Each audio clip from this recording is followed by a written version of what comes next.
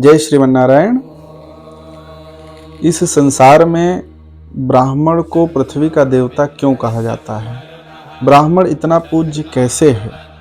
उसका सबसे बड़ा कारण पूज्यपाद गोस्वामी जी महाराज कहते हैं कि बंदहु प्रथम महिषुर चरणा,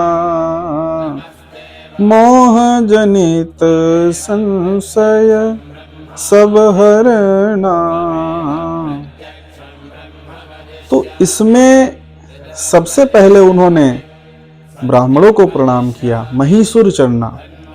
और क्यों प्रणाम किया? क्योंकि मोह रूपी जो संशय है उसका हरण कौन करता है? ब्राह्मण करता है।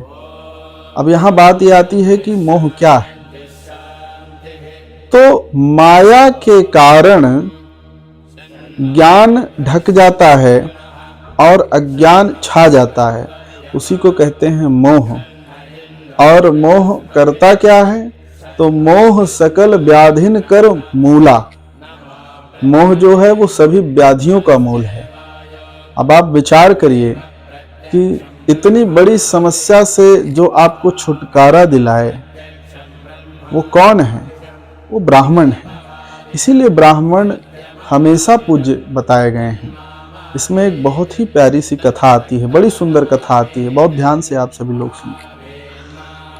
एक बार क्या हुआ कि देवताओं के हितार्थ समुद्र ने ब्राह्मणों के साथ छल किया और इस विषय को ब्राह्मण लोग जान गए। उन्होंने समुद्र को श्राप दिया, कहा आज से आप अस्पृश्य हो जाओ, कोई नहीं छुएगा आपको, जो छुएगा उसे पाप लगेगा। फिर क्या था कि समुद्र इसी कारण उसमें सूखने लगा, धीरे धीरे सूखने लगा। ब्रह्मा जी के पास पहुंचे। ब्रह्मा जी ब्राह्मणों के पास आए, उनसे निवेदन किया कि सरकार क्षमा कर दीजिए इनको। ब्राह्मण इससे संतुष्ट हुए, ब्राह्मणों ने उसे क्षमा कर दिया। उन्होंने कहा कि पर्व काल में नदी संगम में अथवा सेतु बंधन के समय जो भी प्राणी इसको स्पर्श करेगा अथवा स्नान करेगा उसे महान पुण्य प्राप्त होगा। इसके अतिरिक्त समुद्र अस्पृश्य रहेगा।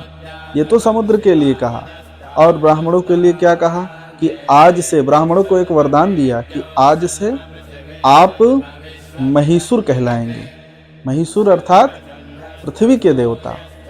पृथ्वी के देवता ब्राह्मण तब से कहलाए। यहाँ महिषुर कहकर यह दिखलाया गया कि महयाम सुष्ठु राजन्ते, अर्थात जो पृथ्वी पर अच्छी प्रकार से प्रकाशित हो, दीप्तिमान हो, वह कौन है? वह ब्राह्मण है।